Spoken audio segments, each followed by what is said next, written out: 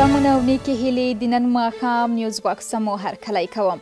د طالبانو سیاسي مرستیال ملا عبدالغني برادر د یوه پلاوي په مشري د ایران د باندنیو چارو له وزیر جواد ظریف سره کتلي دي.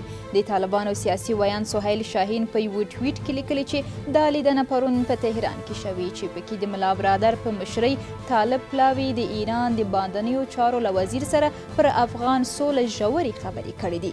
د شاهین په خبره طالب پلاوي له ایراني لوري څخه په دغه هیواد کې د افغان کډوالو په تړاو هم د ستونزو د حل غوښتنه کړې چې د ایراني چارواکو لخوا منل شوې ده. امریکا تر دې وړاندې د ایران او طالبانو ترمنځ پر اړیکو اندېښنه څرګنده کړې وه او دغه هیواد د طالبانو په ملاتړ تورن کړی و. د ټاکنو خپلواک کمیسیون وایي چې د ننګرهار او کندهار د رایو بیا شمیرنې تر بشپړېدو وروسته به لومړنۍ پایلې اعلان کړي. د ټاکنو خپلواک کمیسیون مشري هوا علم نورستانۍ ویلي چې په 7 ولایتونو کې لا هم د رایو بیا شمیرنه په لاره خنډونه شته دي، خو د خلکو انتظار هم باید ختم شي. د نوموړي په وینا همدا چې په ننګرهار او کندهار ولایتونو کې د رایو بیا شمیرنه بشپړه شي نو لومړنۍ پایلې به اعلان شي. د راپورونو له مخې په دغه 2 ولایتونو کې د رایو بیا شمیرنه د نن ورځې تر پایه بشپړېږي. هوا علم نورستانۍ وایي چې لومړنۍ پایلې به اعلان شي او تر هغه وروسته که نوماندانو شکایتونه درلودل نو شکایتونه به یې څیړل کیږي.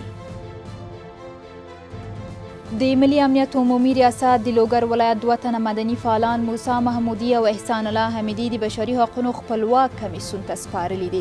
دا اقدام له هغه وروسته کیږي چې د ملي امنیت ریاست له لورې د دغو 2 تنو له نیول کېدو سخت غبرګونونه وشول. ملي امنیت ریاست تېره ورځ اعلان وکړ چې دغه 2 تنه مدني فعالان له تهدیداتو څخه د خوندیتوب په موخه امن سیمې ته انتقال کړي دي. د نورو غبرګونونو ترڅنګ تېره شپه په افغانستان کې د امریکا سفیر جان باز په خپل ټویټر پاڼه لیکلي چې د ملي امنیت ریاست له لورې د دغه کسانو نیولو ناراحته کړی دی. دغه کسانو وروسته له هغې ملي امنیت ریاست ونیول چې په لوګر ولایت کې د جنسي ځورونې په اړه راپورونه رسنیز کړل.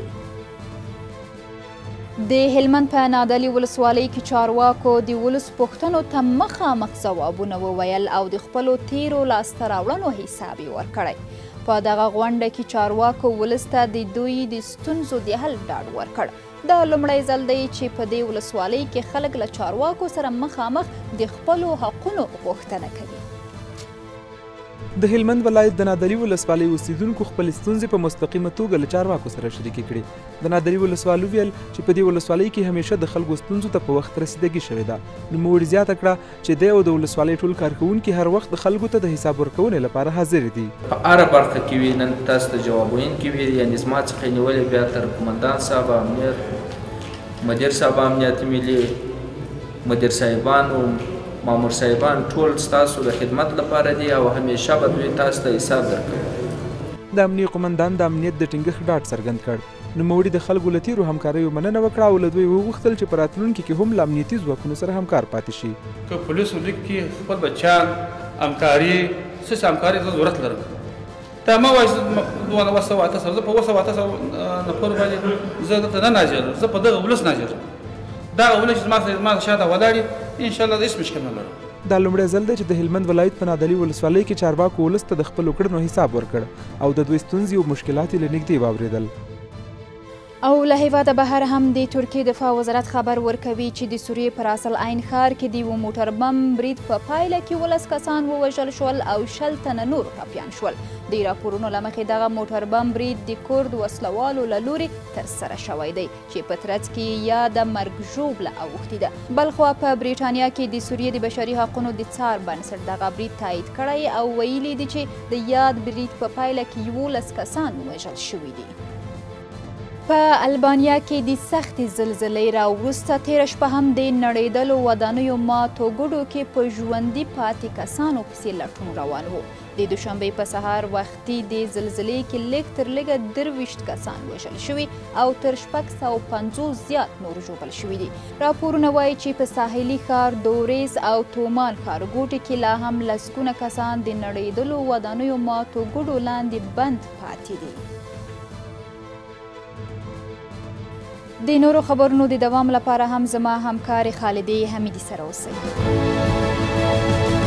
سلام، شامتان بخیر. در مهمترین های نیوز باکس امروز، محمد اشرف غنی رئیس جمهوری کشور صبح امروز در دست هیئت عالی رتبه دولتی برای بازدید از روند بازسازی قصر شاهی جبل سراج به ولایت پروان سفر کرد.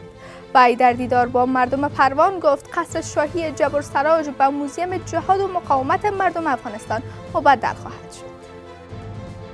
وزارت ترانسپورت قرارداد 4 پروژه سرکسازی به ارزش 3 میلیارد و 737 میلیون و 800 هزار افغانی را با 5 شرکت خصوصی سرکسازی امضا کرد. یمایاری وزیر ترانسپورت امروز در یک کنفرانس خبری پس از امضای این قراردادها گفت که این پروژه ها در ولایت بغلان، بامیان، ننگرهار و غور موقعیت دارند.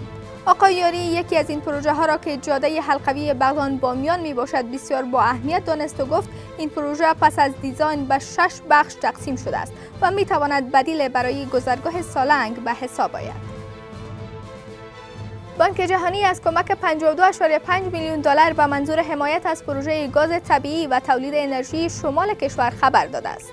بانک جهانی امروز با نشر اعلامیه هدف از این کمک‌ها را فراهم کردن دوامدار گاز طبیعی برای دستگاه‌های تولید برق در ولایت‌های شمال افغانستان عنوان کرده است. قرار است این پول در احداث بهره برداری و حفظ مراقبت خط لوله‌ای گاز شبرغان مزار شریف و تأسیس یک فابریکه تصفیه سلفر و سایر آلوده کننده‌های هوا از گاز طبیعی هزینه شود. این روزها بازار فروش بخاری و مواد سوخت در کابل گرم است، اما نه مانند زمستان‌های قبلی. با فرارسیدن فصل سرمای زمستان، شهروندان کابل مصروف خرید و فروش مواد سوختی اند و بیشتر بازار فروش چوب سوخت و بخاری رونق پیدا کرده است. گزارش صدای چکش حلبی سازان در فضای کوچه بخاری سازان میپیچد. صدایی که پیام‌آور فصل سرد زمستانند. حلبی سازان تلاش دارند تا پیش از باریدن برف بخاری‌های بیشتر تولید کنند و عاید بیشتر به دست آورند. سید علی پهلوان حلبی ساز است. مدت 13 سال می شود که در مصروف ساخت و ساز بخاری منقل لوله بخاری است. از فروش روزانه اش یاد می کند و می گوید روزانه در حدود 20 بخاری ساخته و کمتر از 15 دانه آن به فروش می رسد. او می گوید سرد شدن زود هنگام زمستان امسال بازار فروشات بخاری سازان را نسبت به سالهای گذشته گرمتر کرده است. امسال از پارسال کده کار ما خوبتر و بهترتر است فعلا، چرا که مرکزی که فعلا هم سنگ زغالی ها را برده، سنگ زغالی ها را میاره در مقابل بخاری های وطنی به مالچه میرسانه سرام.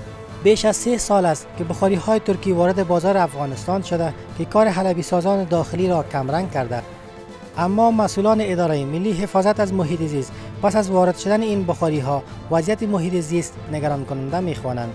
این اداره تلاش دارد تا برای جلوگیری از آلودگی محیط زیست در همکاری با ارگان‌های زیربط بدیل پیدا کند. همراه شرکت برشنا صحبت شده که اونها سر و اونها وظیفه سپرده شده که اونها سر انرژی بدیل همچنان کار بکنن و سعی میکنن که دوباره از انرژی آفتاب و باد استفاده کنن، از انرژی سولاری استفاده بکنیم و سعی میکنیم که این سیستم در طول 5 سال در شهر کابل مروج بشه و مردم بیشتر از انرژی پاک استفاده بکنن.